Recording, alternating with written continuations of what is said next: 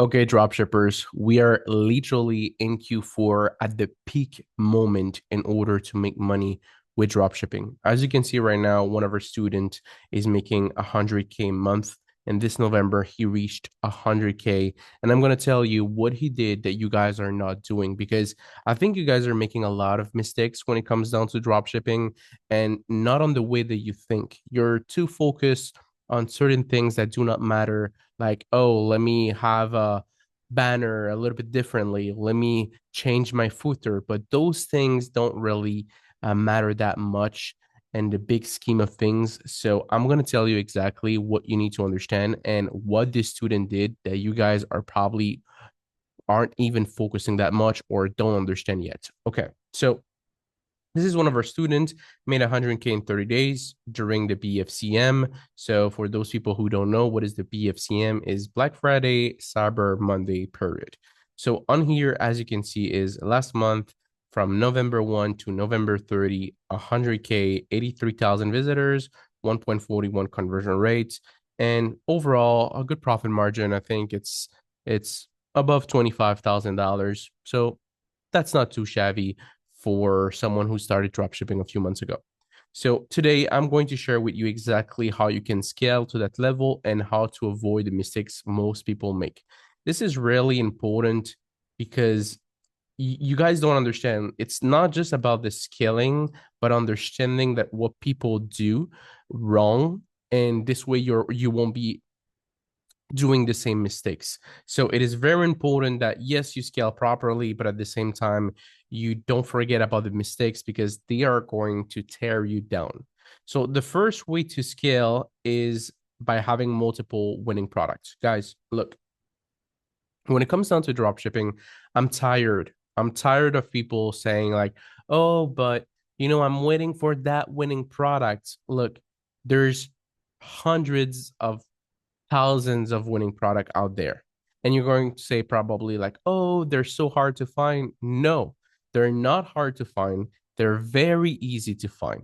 The problem is that you're looking for the winning product. What is the winning product?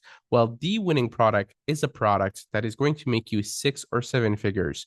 And those type of products are harder to come by. But doesn't matter with the strategy that we teach to all of our students, they don't need those winners. You need to understand that there's products that can make one sale per day, two sales per day, other 10 sales per day, other three sales, other 50 sales per day. And those are not winners. They're just product that, make consistent sales on one, two, three, four interests. And by stacking them one after the other, you end up with $1,000 a day in profit, $2,000 a day in profit. That student had over, I think, 35 micro winning products. And this is the type of product that you guys would literally try to scale as much as you can. Like, oh, but I'm making money with this interest. Let me try to find 15 other interests. And that would be the thing that I would do if it was a big winning product.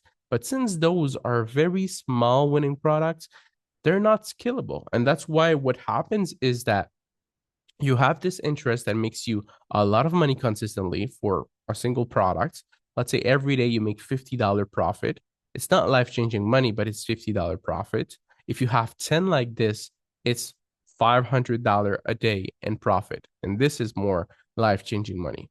So now you have, like I said, $50 a day, but now you want more. And instead of looking for another product, what you do is you just try to scale the living hell out of it. And that's not what you should do. What you should do is find other products to stack up. And again, if you have those type of products, like, I'm pretty sure I'm going to have in the comments, but how do you know which type of product do you have? Guys, like it will be pretty obvious. Those products that are like crazy 6, 7 figures, they're very easy to tell. How they're easy? Well, every time you launch an interest, to test, let's say you test 5 to 6 interests, mostly all of them are profitable. Or if not all of them are profitable, let's say 3 out of 6 are profitable, they have like a 10 ROAS, something crazy like this. So that would be something that I know will be highly scalable. But the majority of product that we find are there are not highly scalable. But I don't care. I just stack them one on top of the other. and I'm just banking while others are struggling.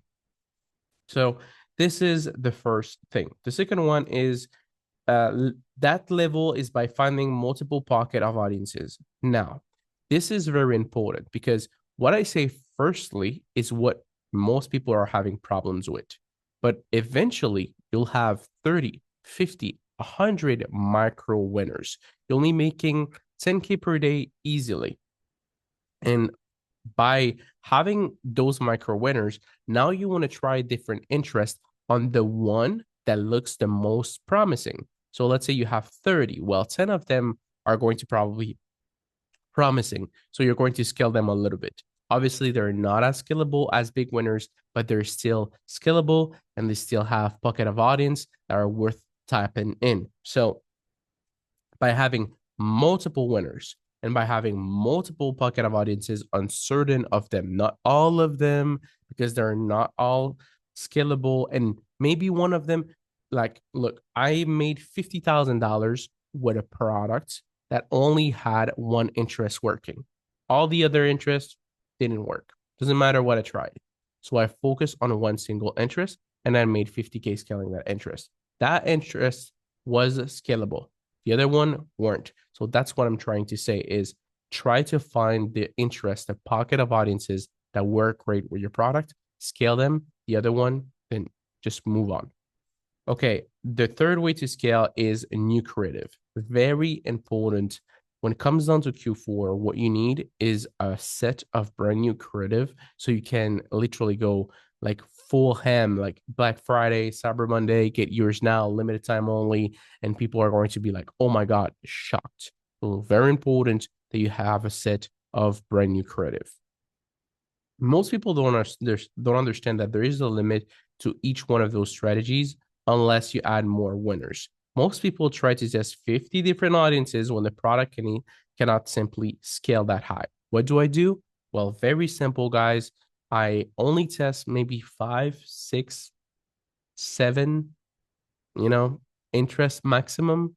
And the moment that I find that, okay, they're not working, they're just losing me money, I don't try to do more. If I try 5, 6, 7 interests and most of them are profitable and things are going great, then I'm going to try another 5, 6, 7 again and again and again. And that's pretty much it. So if it's not working, I don't test more. If it is working, I test more until I find no more interest. They test new creative even when none of them are working because product itself is too weak. Again, you need to understand, maybe you have a product that makes one sale a day. Like we have a product that I believe made one sale a day for the past 8 months. One sale every day. I don't know how it happens, but it's basically one sale every day. We try to scale it, nothing works, but looks like it's properly optimized on that interest with that creative. And every time we test a new creative, just doesn't work. So I just gave up. I'm like, why do I need to scale that product? It's making me one sale per day for the last 8 months. That's it. I'm just keeping it, maintaining it steady until it dies out, and let me just try to find more products.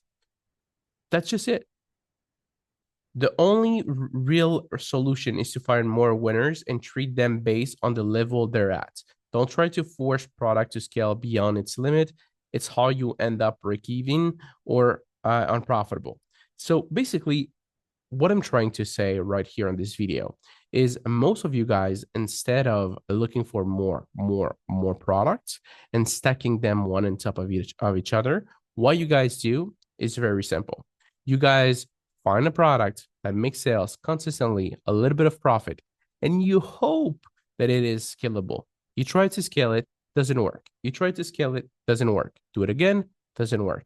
And you end up with no profit margin at all with this product. And you're like, dropshipping doesn't work.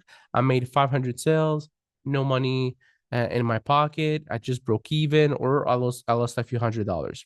Well, it's pretty normal because you try to scale a product that isn't scalable instead of letting it run and just moving on into small products. Your ego didn't allow you to do it. So that's why it's extremely important that you let your ego aside, and you find more products and you stack them in. That's it. It's not more complicated than this. You guys try to find the easiest, like the craziest way to complicate drop shipping, but drop shipping in it itself is very simple. Like find a good product, do a simple website that looks professional, price properly your product that it looks like a steal, and market it in front of the right audience. That's it. It doesn't work, you move on to the next product. Doesn't work, move on to the next product. And that's going to be it for the next 50 years. Like literally, that's what we do, and that's it. So it's simple, but people try, they think there's magic formula and there isn't. Yes, there's a way to success that is easier. Like if you have a mentor, you're going to cut corners to your way up. But if not, then you can still succeed. But the only problem is that you don't have a proper strategy that you know that works. And the second thing is you're going to second guess everything that you do because nothing works. But it is what it is, guys. This is the video of today. Wish you all an amazing rest of your day. If you have any question, let me know down in the comments below and see you on the next video. Peace out.